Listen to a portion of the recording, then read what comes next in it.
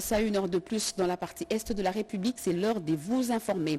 À la une ce soir, le lancement aujourd'hui des préliminaires de l'examen d'État édition 2025. 3 provinces éducationnelles sous l'emprise des terroristes du M23 AFC auront une session spéciale. Vous suivrez dans ce journal le message de la ministre en charge de l'éducation nationale.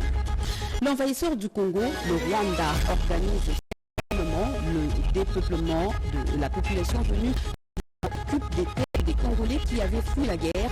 Une politique est mise en place sous la barbe de Nanga et de ses complices. Thierry Mariani s'est enrichi des informations des premières mains sur les pillages des ressources naturelles de la République démocratique du Congo par le Rwanda. Le vice-ministre des Mines était en Europe pour le rencontrer. Dans le sud du Sud Kivu, la ville d'Ouvira fait preuve de résilience. Elle a fait passer les agitations et la vie reprend. Aujourd'hui, les citoyens vaguent à leurs occupations, mais elles se plaignent de la rareté des billets de banque. Voilà pour le titre. Mesdames et messieurs, bonsoir et très heureuse de vous retrouver à travers cette grande édition d'information sur la chaîne nationale.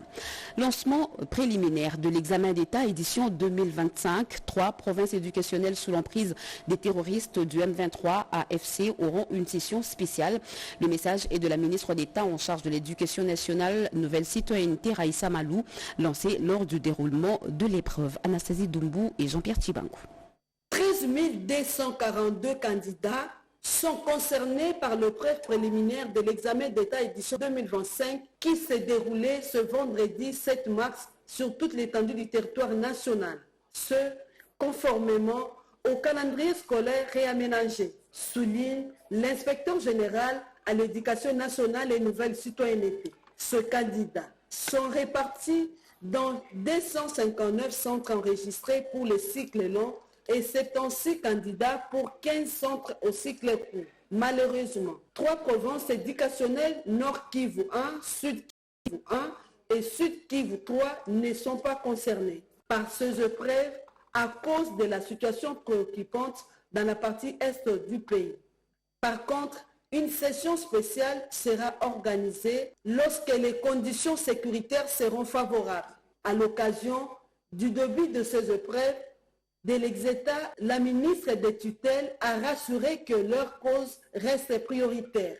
Ce moment est à la fois porteur d'espoir et de défi. Espoir, car malgré un contexte difficile, notre système éducatif poursuit son chemin, garantissant à tous l'accès. Défi, nous pouvons ignorer les épreuves que traverse notre pays, notamment l'impact des conflits sur l'éducation, la destruction d'écoles et les obstacles rencontrés par certains de nos compatriotes pour accéder à ces épreuves. Le vice-ministre de l'Éducation nationale, le ministre provincial de l'Éducation et tous les partenaires éducatifs ont rehaussé de leur présence à cette cérémonie éducative. Nous vous l'avions dit, le Rwanda s'étouffe, la densité de la population est la plus forte en Afrique. En sourdine, pendant que la guerre se mène, Paul Kagame et ses services organisent un repeuplement dans les zones occupées. Les déplacés qui rentrent chez eux rencontrent un véritable désespoir. Terres et habitations occupées par des inconnus. C'est un récit de Edith Chala. Le dépeuplement des Congolais et le repeuplement des populations rwandaises ont lieu dans les zones occupées dans le Nord Kivu. 70% des populations déplacées qui retournent chez eux trouvent des terres envahies par des étrangers. Impossible donc pour elles de s'adonner à leurs travaux champêtres. Les dernières déclarations du leader des terroristes du M23, Bertrand Bisimwa, révèlent les véritables intentions du Rwanda. Il évoque 1885 comme Paul Kagame l'a fait au Bénin l'année dernière. La conférence de Berlin a dessiné la carte du Congo. Au lieu de s'attaquer à celui-ci, Bertrand Bisimwa devait plutôt s'assurer que ses ancêtres et ceux de ceux qui l'accompagnent avaient des terres dans cet espace qu'ils pensent occuper aujourd'hui. Il y a une importante littérature pour les renseigner sur la question. De toute évidence, les tristement célèbres FDLR ne sont qu'un fallacieux prétexte cachant une idée expansionniste et une volonté de balkaniser la RDC. Le Congolais ne se laissera pas faire, le président de la République l'a dit. D'ici moi lui-même a eu sa douche froide du pasteur Eugène Bougiriri dimanche dernier à Bukavu. L'âme congolaise existe malgré notre diversité. Elle est là.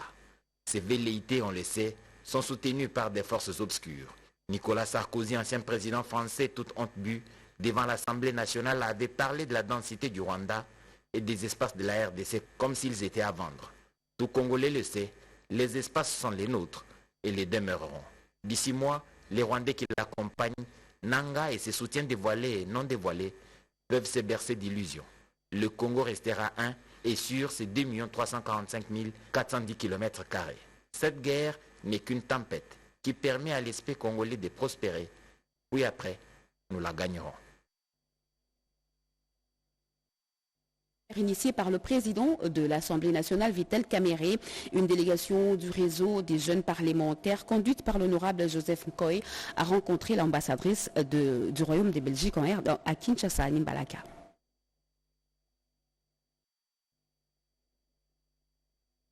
Dans le cadre de la diplomatie parlementaire initiée par le président de l'Assemblée nationale, l'honorable Vital Kamerhe, le vice-président du réseau des jeunes parlementaires en charge des questions diplomatiques, l'honorable Joseph Nkoy, a conduit une délégation auprès de l'ambassadrice du Royaume de Belgique. L'objectif de cette rencontre, échanger sur la situation sécuritaire à l'est de la RDC et explorer l'apport de la Belgique dans la recherche de la paix. Il est intéressant pour les réseaux des jeunes parlementaires d'avoir des échanges avec la Belgique au travers de Madame l'ambassadrice qui nous a fait un cadre d'échange.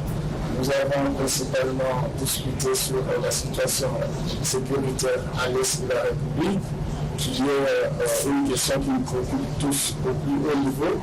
Et Madame l'ambassadrice nous a clarifié sur la position de la Belgique et a réaffirmé la détermination de la Belgique à être aux côtés de la RDC pour finalement arriver à la résolution de la crise. Il y a des initiatives qui ont été menées par les Royaumes de Belgique qui sont profitables à notre peuple et nous pensons que nous pouvons espérer ensemble avec toute la communauté pour finalement arriver à une solution durable à l'Israël. À notre niveau, nous disons que nous sommes satisfaits parce que nous avons eu des échanges très francs et nous espérons que les conséquences qui vont suivre sur tout ce que nous avons. À travers des initiatives à court, moyen et long terme, en collaboration avec différentes ambassades, le réseau des jeunes parlementaires congolais fait de la paix durable à l'est de la RDC son cheval de bataille. Je vous emmène à Uvira, cette ville de la province du Tanganyika, située sur les rives du lac Tanganyika. Plus qu'une ville, Uvira est un symbole de résilience et de courage. Elle a su tenir tête et préserver son identité face à l'adversité de l'agression rwandaise. On écoute le point de vue de Rikin Zuziloya. Uvira, une ville résiliente malgré les épreuves et les traumatismes, affiche donc une résistance remarquable. Les forces armées congolaises FARDC, appuyées par les combattants Wazalendo, continuent d'assurer la sécurité de la ville, permettant aux habitants d'évacuer sereinement à leurs occupations. Après des semaines de tensions liées à l'agression rwandaise stoppée net à Kamanyola, un vent d'espoir souffle à nouveau sur la ville d'Uvira. La population autrefois plongée dans la peur reprend progressivement ses activités quotidiennes dans un climat marqué par une circulation libre des personnes, des motocyclistes et des véhicules sur l'avenue Lumumba, reliant Kavimvira à Kalundu, en passant par le pont Kalimabenge et Mulongwe Centre. L'information reste au cœur de la mobilisation. L'information joue ici un rôle crucial dans cette phase de reprise. Outre la radio-télévision nationale congolaise RTNC, qui assure depuis Kinshasa une couverture continue de la situation, une chaîne locale à Uvira, Shahidi TV, relaie les actualités et sensibilise la population sur l'évolution sécuritaire et les mesures à prendre pour renforcer la stabilité. Ici, chez nous, à Uvira, nous suivons la RTNC à partir de Shahidi TV.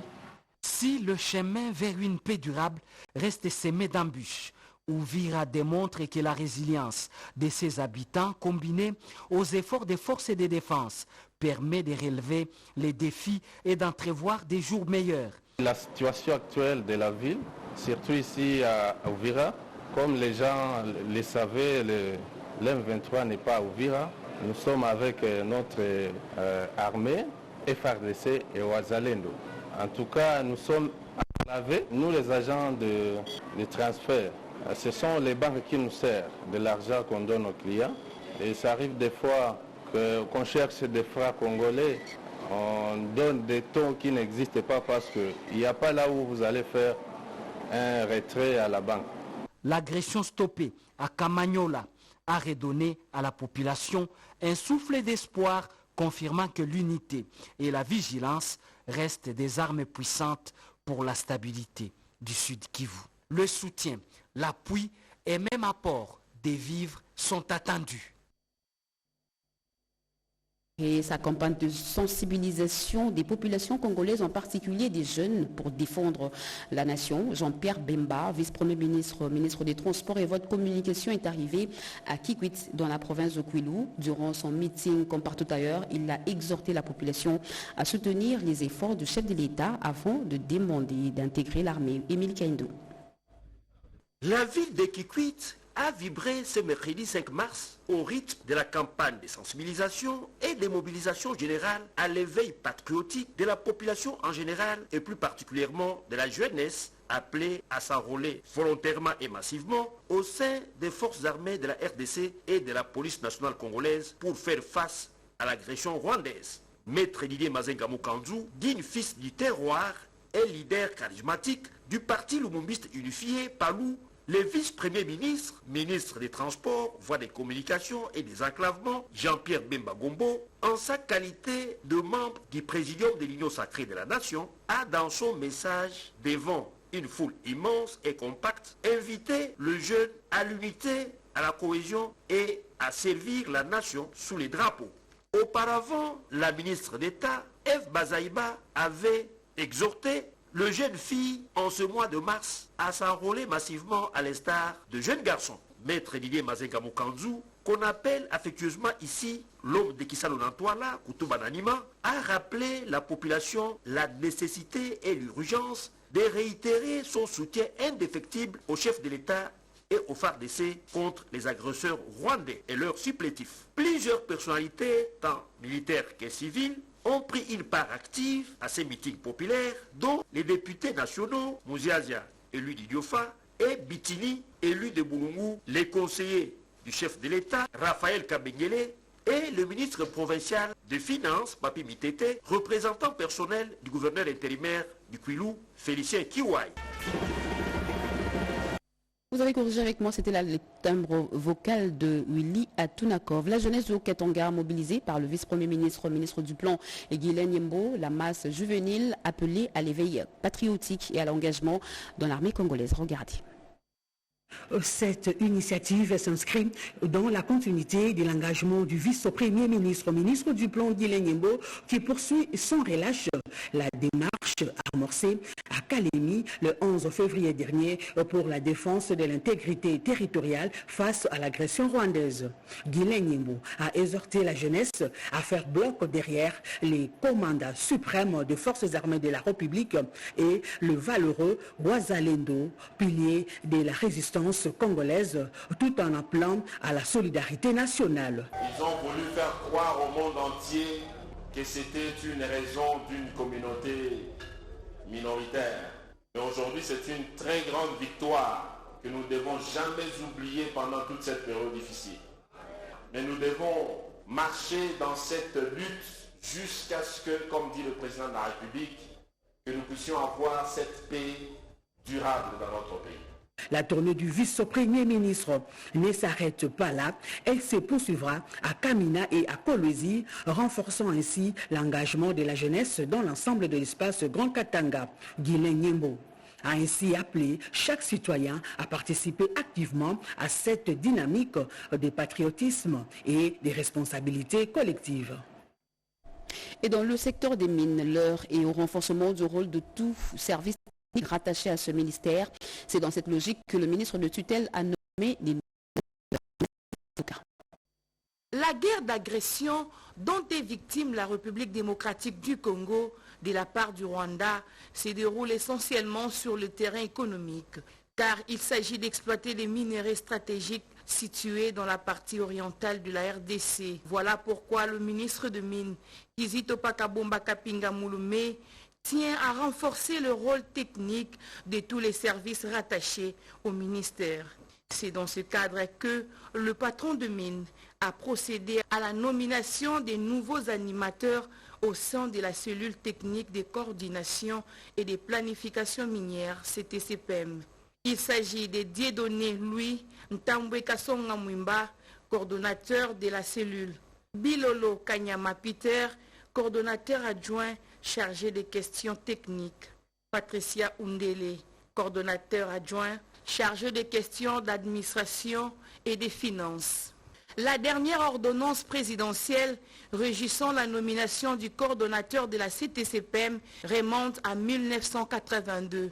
Depuis lors, il a été jugé pertinent et conforme aux évolutions administratives que ces nominations s'effectuent désormais par arrêté ministériel. Ces modes de désignation s'inscrivent dans une logique d'adaptation aux réalités spécifiques du secteur minier, qui nécessite une expertise technique pointue et une gestion souple des procédures. De la patrie reste et demeure sacrée. Partout où il se trouve, Godard Motemona, vice-ministre des Mines, ne manque pas de plaider la cause noble du retour de la paix dans son pays, bafoué par les rebelles du M23 AFC à Bruxelles, où il vient de séjourner. Il a échangé avec Thierry Mariani, député européen, ami du Congo. Regardez. L'appel du président de la République à la mobilisation générale contre l'agression rwandaise a pris plusieurs formes. Et Godard Motemona, vice-ministre des Mines, capitalise cet appel à chaque occasion. En mission en Europe, le vice-ministre des Mines sur les pillages de ressources naturelles de la République démocratique du Congo a partagé ces informations avec les amis du Congo et les Congolais de la diaspora. Cette chaude poignée de main avec Thierry Mariani, eurodéputé, en dit long. Thierry Mariani qui est très engagé pour la cause de la République démocratique du Congo. Et les enfants tombent comme des mouches au Kivu.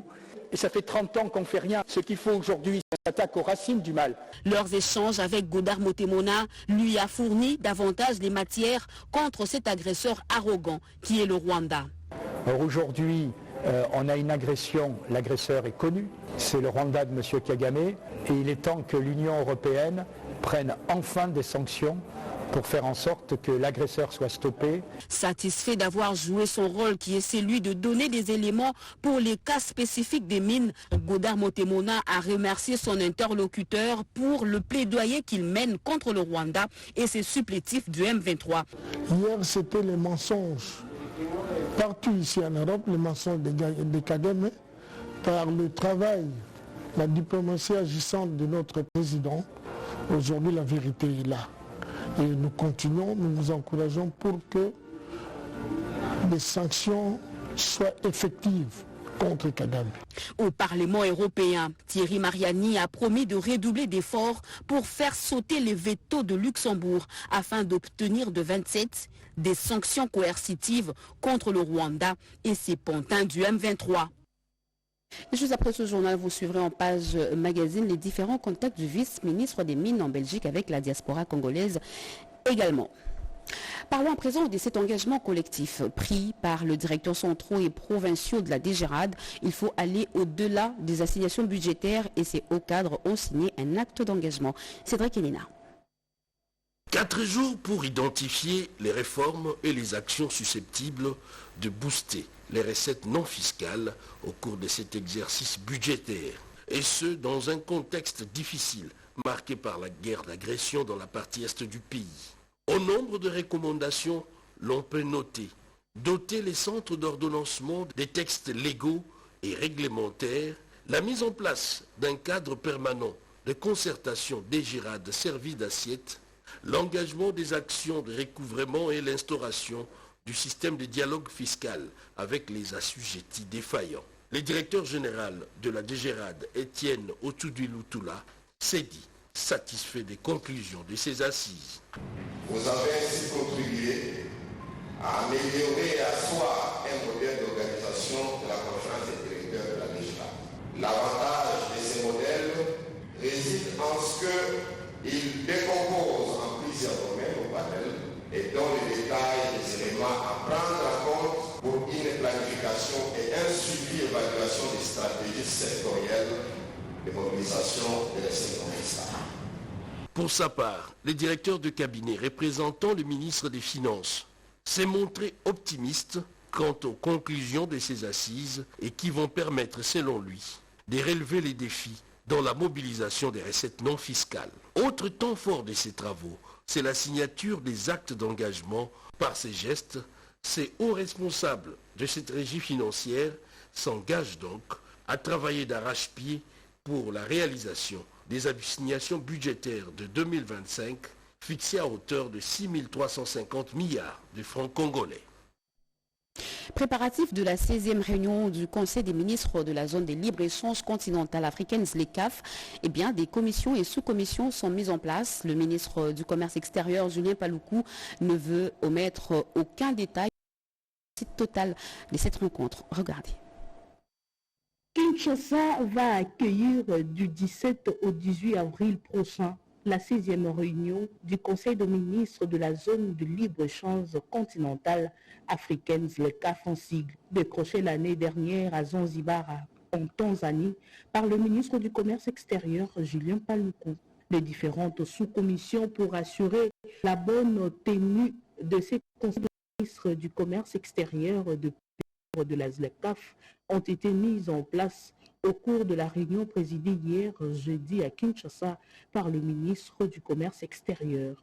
Réunion à laquelle ont pris part les experts de la présidence de la République, de la primature, des différents ministères et services techniques. Pour le ministre Julien Paluku Kahungia, cette réunion va constituer une grande vitrine pour l'RDC qui offre plusieurs opportunités et qui doit mobiliser également les gouvernements africains pour mettre fin à l'agression rwandaise. Ce conseil de ministres qui sera précédé par la réunion des experts et de hauts fonctionnaires vise à renforcer le processus de la création d'un grand marché africain avec démantèlement tarifaire pour certains produits, a fait attendre à la presse Julien Nyulumbo, secrétaire général du commerce extérieur. Rappelant que la 15e réunion du Conseil des ministres de commerce extérieur de la ZLECAF avait eu lieu à Addis Abeba en Éthiopie et la 14e à Zanzibar en Tanzanie.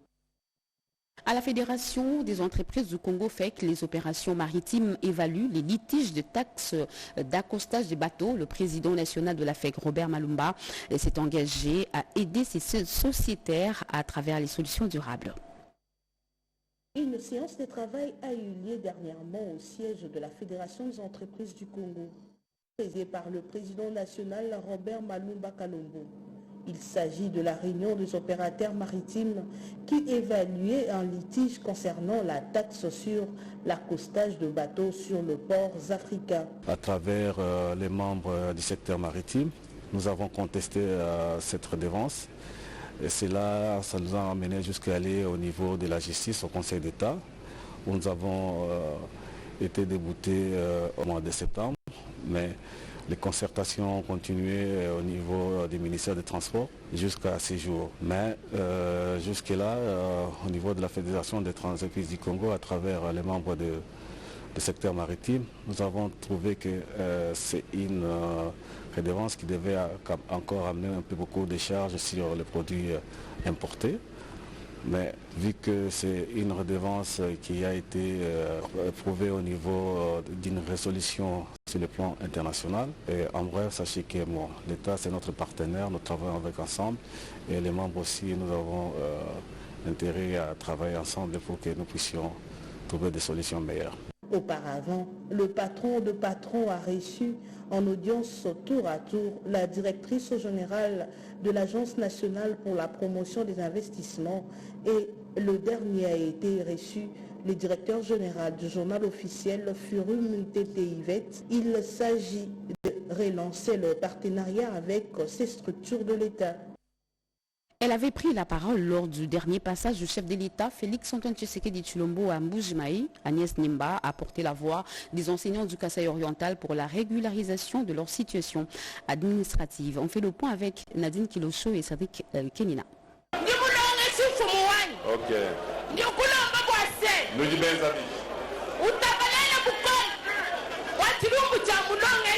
Elle s'appelle Agnès Niemba, femme enseignante œuvrant à Mbuji-Mayi, qui avait pris parole devant le chef de l'État Félix-Antoine Tshisekedi Tshilombo en décembre 2024 à Mbuji-Mayi pour plaider la cause des enseignants. Et en marge de sa mission officielle à Mbuji-Mayi, le vice-premier ministre en charge de la fonction publique Jean-Pierre Liaou avait brièvement échangé avec Madame Agnès avant de l'inviter à Kinshasa pour une séance de travail. Et dans les soucis de joindre la parole à l'acte, le vice-premier ministre Jean-Pierre Liaou a reçu en audience le jeudi 6 mars 2025, Madame Agnès dans son cabinet de travail accompagnée des syndicalistes. Au sortir de l'audience, la délégation s'est dit satisfaite par les réponses données par le vice-premier ministre Jean-Pierre Liaou en rapport avec les résolutions des problèmes administratifs et la gestion des carrières des enseignants du Kasaï oriental en particulier et de l'ensemble du pays en général. Je lui ai souligné les problèmes des enseignants, les problèmes de retraités, les problèmes des arrêtés et les problèmes d'identification des écoles.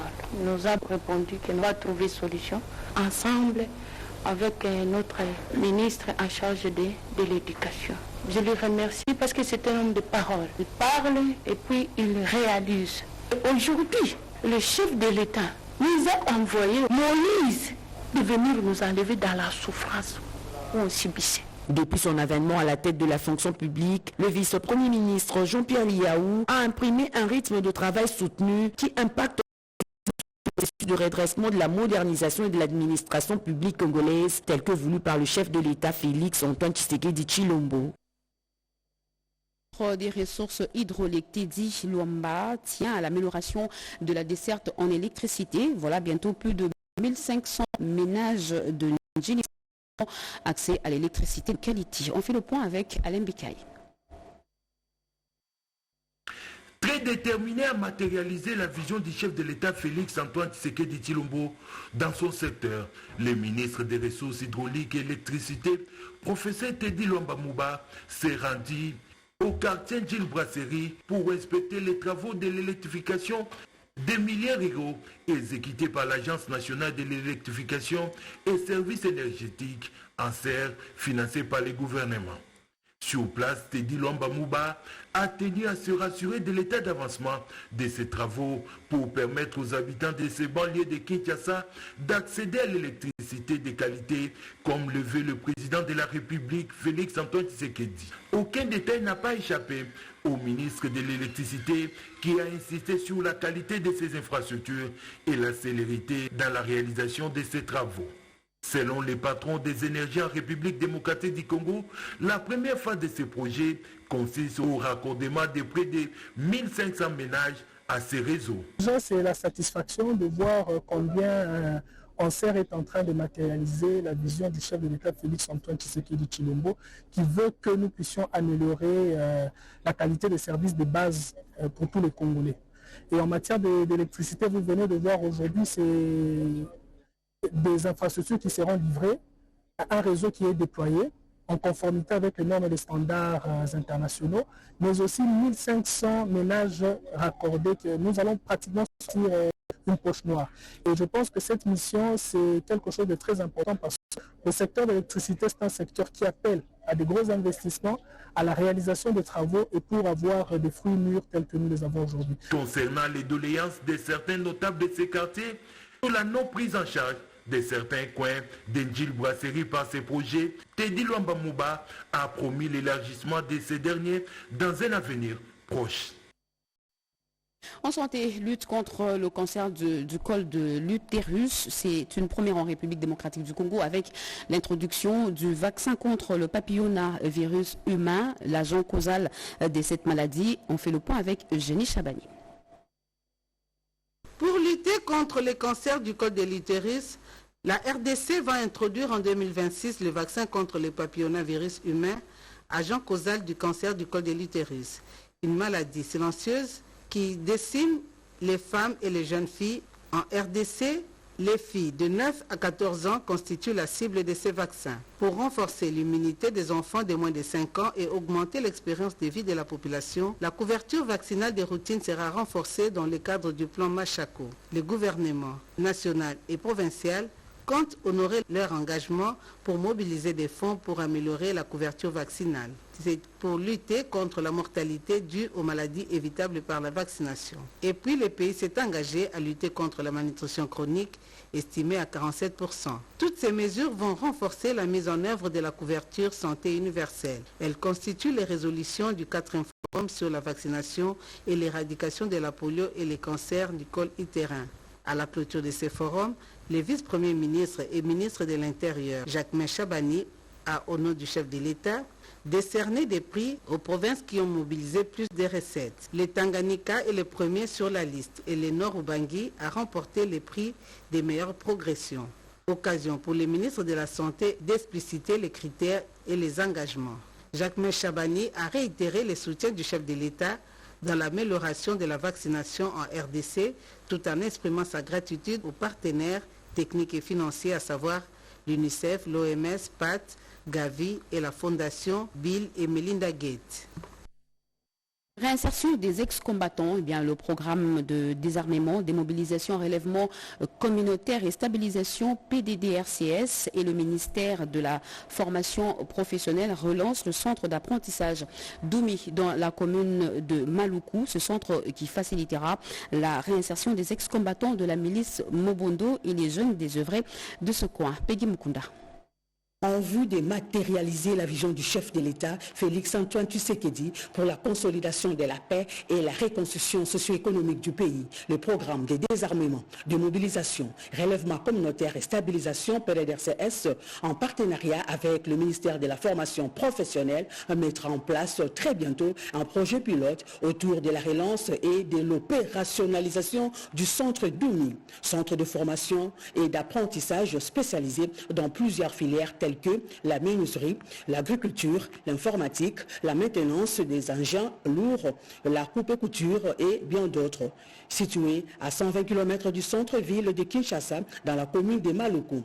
Pour ce faire, les deux parties ont effectué une descente sur terrain à la tête le coordonnateur national du PDDRCS, Jean Dédieu, Désiré Ntangatita et une délégation des experts du ministère de la formation professionnelle. Cette descente avait pour objectif de faire l'état des lieux et de dégager le potentiel du centre pour la faisabilité de ces projets innovateurs. Pour se développer, la RDC a besoin de ressources humaines de qualité. Et cela ne passe pas nécessairement par ceux qui ont des diplômes d'université ou de doctorat.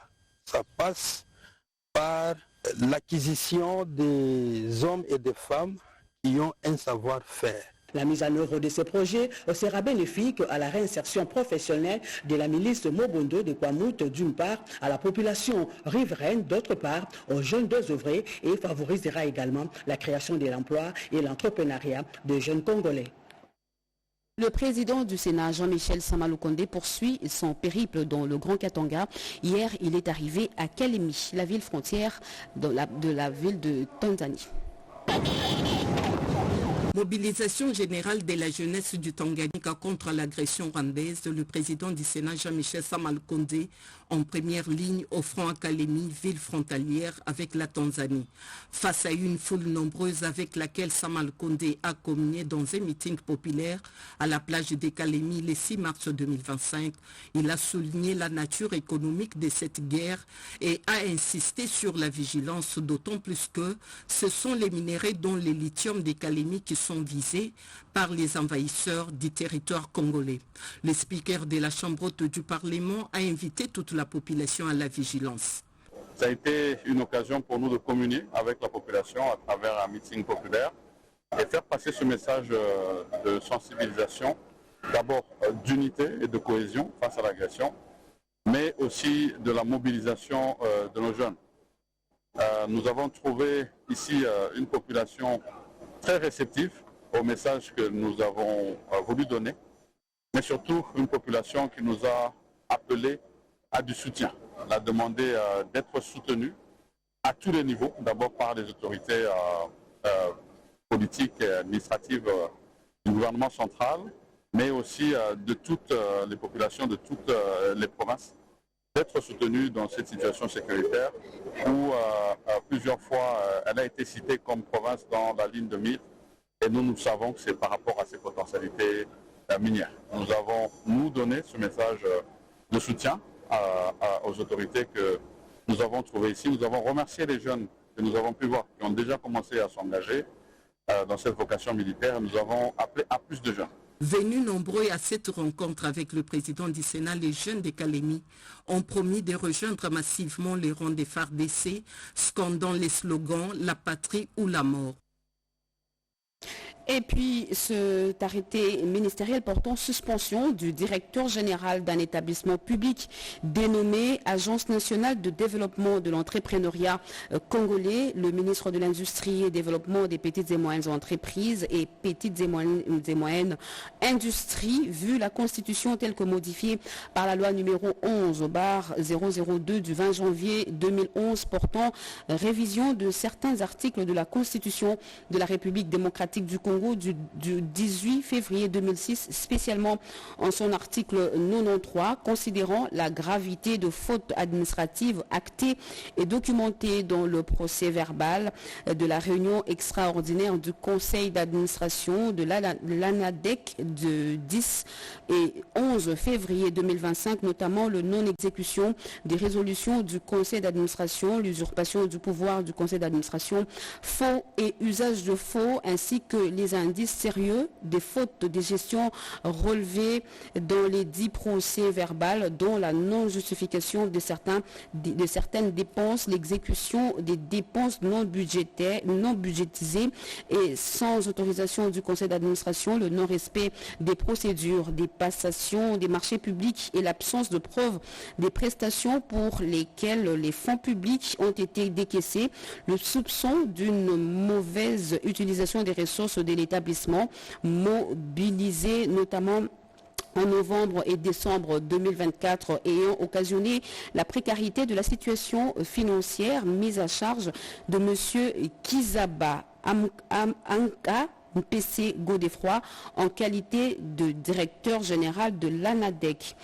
Vu l'urgence, arrête. Article 1er est suspendu à titre conservatoire pour une durée de 90 jours de toutes ses fonctions de directeur général de l'Agence nationale de développement de l'entrepreneuriat congolais ANADEC, M. Kiziba Amuka PC Godefroy. Article 2, une commission d'enquête sera mise sur pied par un acte séparé afin de vérifier les faits mis à charge de l'intéressé, de permettre à ce dernier de présenter ses moyens de défense et de produire ainsi un rapport au gouvernement. Article 3, le directeur général adjoint est chargé d'assumer l'intérim. Article 4, le secrétaire général en l'entrepreneuriat, petites et moyennes entreprises et artisanat est chargé de l'exécution du présent arrêté qui entre en vigueur à la date de sa signature. Faite à Kinshasa le 5 mars 2025, Louis Kabamba Watum. La Banque centrale du Congo informe le public qu'en application des dispositions des articles 58, 59 de l'instruction administrative numéro 006, modification du numéro 2 du 26 juillet 2023 portant réglementation de l'activité des messageries financières. Elle procède ce jour au retrait d'agrément de la messagerie financière d'Atco SRL, dont le siège social était situé dans la ville de Kinshasa, au numéro 15 avenue Marais, dans la commune de la Gombe. Cette décision entraîne la radiation de la dite institution de la liste des messageries financières agréées opérant en République démocratique du Congo. Par conséquent, l'autorité de régulation et de contrôle invite le public pour la sécurité dans les opérations de transfert des fonds à ne plus s'adresser à cette messagerie financière désormais dissoute. Les autorités judiciaires, la direction de surveillance des intermédiaires financiers ainsi que les directions provinciales et agences autonomes de la Banque centrale du Congo sont chargées du suivi de l'application stricte de cette décision faite à Kinshasa le 24 décembre 2024. Malangu Kabedi Mboui.